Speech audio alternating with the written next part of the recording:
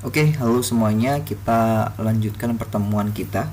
Kalau kemarin kita sudah belajar terkait bagaimana mengkoneksikan database dengan Golang, lalu kita juga sudah belajar terkait bagaimana menambahkan data yang menggunakan Golang atau menggunakan function insert data. Sekarang kita akan belajar bagaimana caranya untuk men-select data, ya, untuk get data atau mendapatkan data.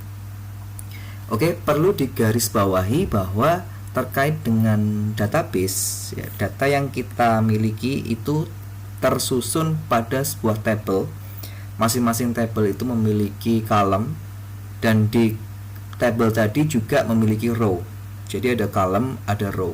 Row itu menandakan seberapa banyak data yang tersimpan pada suatu tabel. Oke, kalau misalkan di sini kita memiliki suatu tabel ya bernama biodata, kalau kita lihat di sini datanya terdapat 4 ya. Mulai dari Gusti sampai dengan Supardi. Ya, jadi 4 data. Nah, karena ada 4 row atau 4 data, maka tidak mungkin kita akan get data seperti biasa, get data lalu kita simpan dalam suatu variabel selesai, enggak seperti itu ya. Jadi kita membutuhkan mekanisme-mekanisme tambahan. Ya, kita harus looping datanya mulai dari awal sampai ke akhir. Nah, jadi memang untuk untuk select data ini agak sedikit tricky jika dibandingkan dengan insert, delete atau query-query yang lainnya. Oke, kita kembali ke codingan kita. Saya akan menambahkan sebuah function untuk select data. Saya namakan function tadi select data. Ya, seperti biasa, dia membutuhkan suatu inputan koneksi database. Jadi saya membuat parameter database. Tipe parameternya adalah pointer sql.db. Oke, di sini saya akan membuat suatu baris kode ya, suatu baris kode dengan menggunakan db.query seperti insert data. Ya, tapi namanya saya akan ubah menjadi select db, err. Dia akan bernilai atau memiliki nilai yaitu db.query ya. Di sini kita masukkan query-nya. Karena kita ingin men-select semua data ya, maka kita bisa menggunakan select bintang. Select bintang from nama dari tabel kita. Ingat ya, nama dari tabel, bukan nama dari database. Nama tabel kita adalah biodata. Oke, seperti biasa kita harus cek errornya. If error tidak sama dengan nil, maka ya kita gunakan panic r.error. Else, jika tidak ada error, nah maka dia akan lanjut ke defer select db close. Oke, nah di sini kita akan coba menjalankan mekanisme untuk select data. Oke, karena data kita itu berupa tabel ya, berupa tabel dan kita ingin mendapatkan datanya, maka kita perlu membuat suatu struct ya. Struct ini gunanya apa? Struct ini gunanya adalah untuk semacam mentransform ya, mentransform atau menyimpan atau memodelkan sementara data yang ada pada database ke dalam bentuk variabel atau data yang dapat dikenali oleh Golang. Oke, untuk membuat struct ya, kita menggunakan type nama dari struct-nya, karena struct ini nanti akan merefleksikan database atau tabel biodata, maka saya akan namakan struct ini bernama biodata seperti nama dari tabel yang saya buat, type biodata struct. Oke. Di sini karena tadi ada 3 tabel, kalau kita lihat ya, di dalam database kita ada 3 tabel. Tabel name, tabel nama, dan kolom name, kolom nama, dan kolom alamat dalam satu tabel database. Oke, kita akan membuat struct-nya juga berisikan 3 kolom tadi. Yang pertama adalah name. Oke, nim di sini saya membuat bukan sesuai dengan nama dari tabel ya, variabel nim ini, dan saya membuat n-nya itu memiliki huruf kapital di depan. Kenapa? Karena saya akan menggunakan nim ini berkali-kali di tempat lain. Jadi huruf kapital tadi menandakan bahwa nim ini bersifat publik, yang artinya dapat diakses di tempat lain selain dari struct biodata itu sendiri. Oke, nim dia bertipe, karena nim tadi bertipe integer ya, maka saya akan gunakan tipe integer di sini. Tipe integer. Nah, di sini saya harus menuliskan JSON-nya ya. Jadi ada tambahan kode ya, kita menggunakan JSON ya, kita menggunakan tanda petik yang petik miring. Petik miring ini biasanya ada di sebelah kiri angka 1 di dalam keyboard ya. Di situ ada seperti simbol yaitu petik miring. Nah, kita menggunakan itu JSON titik 2 ya. Baru di sini kita menuliskan nama kolomnya sesuai dengan nama kolom. Huruf besar kecilnya pun juga harus menyesuaikan.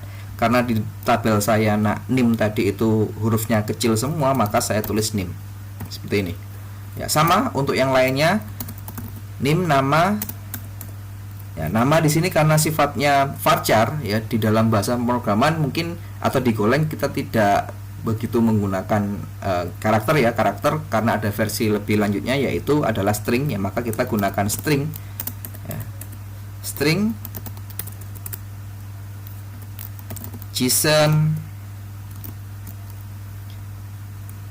nama. Oke. Lalu yang terakhir adalah alamat. Alamat juga bersifat varchar, kita refleksikan menggunakan string JSON alamat. Oke. Untuk struct biodata sudah selesai. Nah, kita akan menggunakan struct ini ke dalam method select data yang sudah kita tuliskan tadi. Oke. Sebelum itu saya harus panggil struct biodata tadi ini. Saya akan panggil menggunakan sebuah variabel, misalkan nama variabelnya adalah bio ya.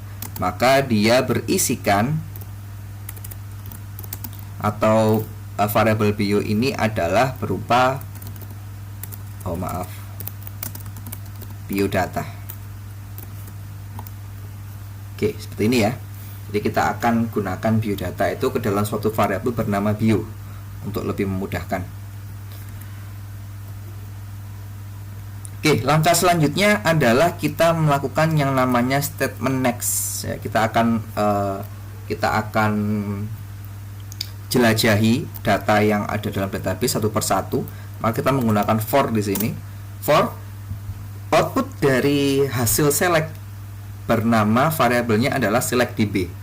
Oke, maka for di sini selectdb dot next. Oke.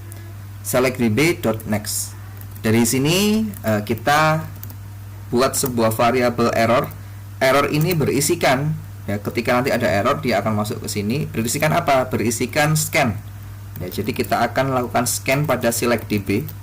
selectdb.scan. Nah, scan ini fungsinya apa? Dia akan memasukkan satu persatu data yang ada dalam tabel.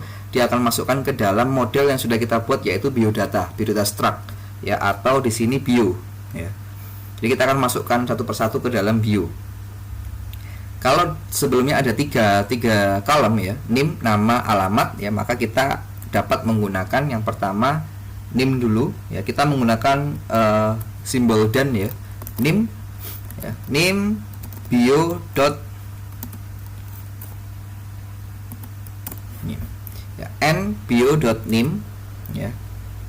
Lalu kita juga gunakan n bio.nama, dan yang terakhir adalah n bio.alamat. Oke. Ya.